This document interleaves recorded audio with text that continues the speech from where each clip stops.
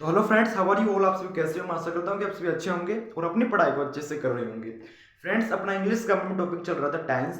Tense में से अपन ने फर्स्ट क्लास में उसका इंट्रोडक्शन देखा था। उसके बाद में प्रेजेंट टेंस को अपन ने एक एक क्लास में अच्छे से कंप्लीट किया है। पास्ट टेंस को भी अपन ने कंप्लीट कर लिया है।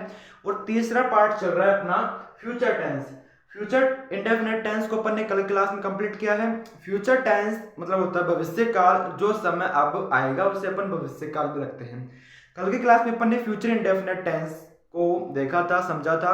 फ्यूचर इंडेफिनिट टेंस की आइडेंटिफिकेशन थी गा गी गे। उसके बाद में उसके हेल्पिंग वर्ब थी विल और शेल, जहां अपन ने विल का यूज सेकंड और थर्ड पर्सन के साथ किया था और शेल का यूज फर्स्ट पर्सन के साथ किया था। उसके बाद में उसके स्ट्रक्चर देखे थे। आज का मेन टॉपिक अपना फ्यूचर कॉन्टिन्यूस टेंस।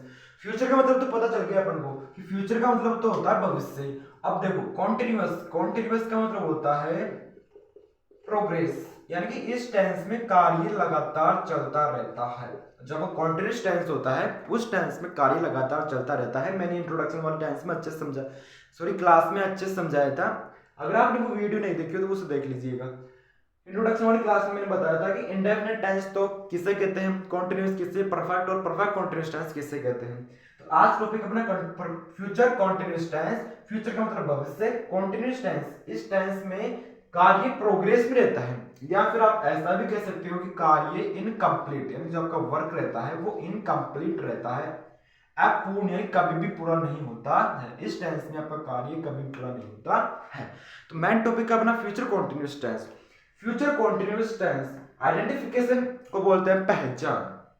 इसकी आइडेंटिफिकेशन है रहा होगा, रही होगी या फिर रहे होंगे। जिस भी सेंटेंस के अंत में आपको रहा होगा, रही होगी या दिख जाए तो आप समझ जाएगा फ्यूचर कॉन्टिन्यूस टेंस होगा। अब ये आइडेंटिफिकेशन तो अपन पता चल गई। अब बात करते हैं इसकी हेल्पिंग वर्ब पर। हेल्पिंग वर्ब को बोलते हैं सहायक क्रिया। हेल्पिंग वर्ब को हिंदी में बोलते हैं अपन सहायक क्रिया। तो इसकी सहायक क्रिया होती है विल शेल प्लस बी। अपन ने फ्यूचर इंडेफिनिट टेंस में ओनली फॉर विल और शेल को रखा था, इसमें अपन ने केवल बी को और जोड़ दिया।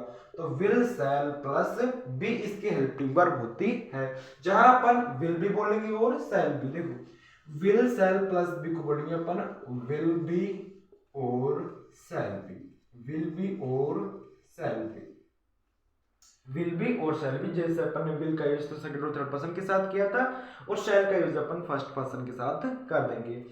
उसके बाद बात करते हैं इसकी मैन वर्ब पर। देखो, इसकी मैन वर्ब होती है, मैन वर्ब को हिंदी बोलते हैं मुख्य क्रिया। तो इसकी मुख्य क्रिया होती है वर्ब की first form plus ING is equal to verb की फोर्थ फॉर्म। मैंने आपको कई बार बताया है कि कॉन्टिन्यूस टेंस में कहीं भी दिख जाए तो उसमें जो मैन वर्ब होगी वो वर्ब की फोर्थ फॉर्म यानी कि वर्ब की फर्स्ट फॉर्म प्लस आईएनजी होगी। चाहे फ्यूचर कॉन्टिन्यूस, चाहे प्रेजेंट कॉन्टिन्यूस, चाहे पास्ट कॉन्टिन्यूस। इतना समझ में आया होगा। अब बात कर लेते हैं इसके स्ट्रक्चर पर। स्ट्रक्चर बोलते हैं रचना या ढांचा। तीन सेंटेंस पॉजिटिव सेंटेंस यानी कि सकारात्मक वाक्य। तो पॉजिटिव सेंटेंस का स्ट्रक्चर होगा subject plus will shall plus be plus verb की first form plus ING plus object. बिल्कुल सिंपल। सेंटेंस को इंग्लिश में ट्रांसलेट करने के लिए अपन को सबसे पहले लिखना होता है सब्जेक्ट। सब्जेक्ट लिख दिया, उसके बाद में हेल्पिंग वर्ब, तो इस टेंस की हेल्पिंग वर्ब होती है विल शेल प्लस बी। उसके बाद में अपन को मैन वर्ब, तो वर्ब की फर्स्ट फॉर्म प्लस आईएनजी। इसे आप वर्ब की फोर्थ फॉर्म भी लिख सकते हो, कोई प्रॉब्लम नहीं होगी। लास्ट में लिख देंगे अपन ऑब्जेक्ट। सब्जेक्ट होता है डूअर, जो कार्य को करता है उसे सब्जेक्ट कहते हैं, हिंदी बोलते हैं इसे करता। फिर है अपना नेगेटिव सेंटेंस। नेगेटिव सेंटेंस मतलब नकारात्मक वाक्य। नकारात्मक वाक्य subject plus will shall plus not. अरे नेगेटिव सेंटेंस बताया था मैंने आपको कि नेगेटिव सेंटेंस पे अपन नेगेटिव वर्ड का यूज कर देते हैं। तो subject plus will shall plus not plus be plus verb की first form plus ING plus object. अब याद रखिएगा, कंफ्यूजन यही होता है कि विल शेल, फिर उसके बाद में बी को तो बाद में लगाना है, उससे पहले आपको नोट को लगाना है। तो will shall plus not plus be plus verb की first form plus ING plus object. बात करते हैं इंट्रोगेटिव सेंटेंस। इंट्रोगेटिव सेंटेंस होता है प्रश्नवाचक वाक्य।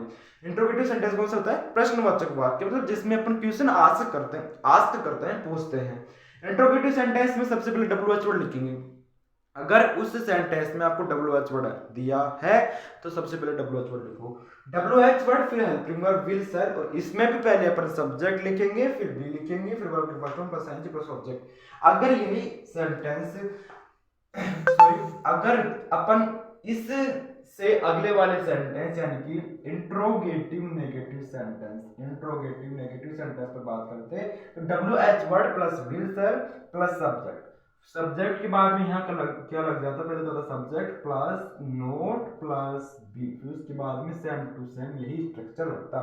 तो WH word plus will shall plus subject plus not plus be plus question plus ING plus object और लास्ट में लगाएंगे पर इंट्रोगेटिव मार्क की इंट्रोगेटिव सेंटेंस और इंट्रोगेटिव मार्क लगाएंगे।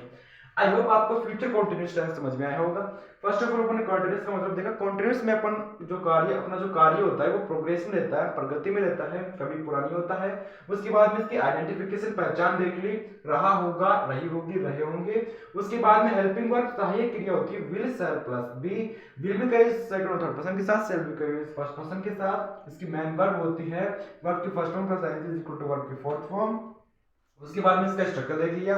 पॉजिटिव सेंटेंस का subject plus will shall plus be plus verb की first form plus ING plus object. Negative sentence में नोट का यूज कर देंगे, तो subject plus will shall plus not plus be plus verb की first form plus object. बात करते हैं इंट्रोगेटिव सेंटेंस पर। अगर उस सेंटेंस में WH वर्ड है तो WH word plus will shall plus subject plus be plus verb की first form plus ING plus object plus interrogative mark. I hope आपको समझ में आया होगा। तो आज के लिए इतना ही, मिलता है अगले वीडियो में फ्यूचर परफेक्ट टेंस के साथ। तब तक के लिए bye bye, take care, love you all. और हाँ एक बात, अगर आप इस वीडियो को नए देख रहे हो, इस चैनल पर नए हो, तो चैनल को सब्सक्राइब कीजिए, वीडियो को लाइक कीजिए और अधिक से अधिक शेयर कीजिए। Bye bye.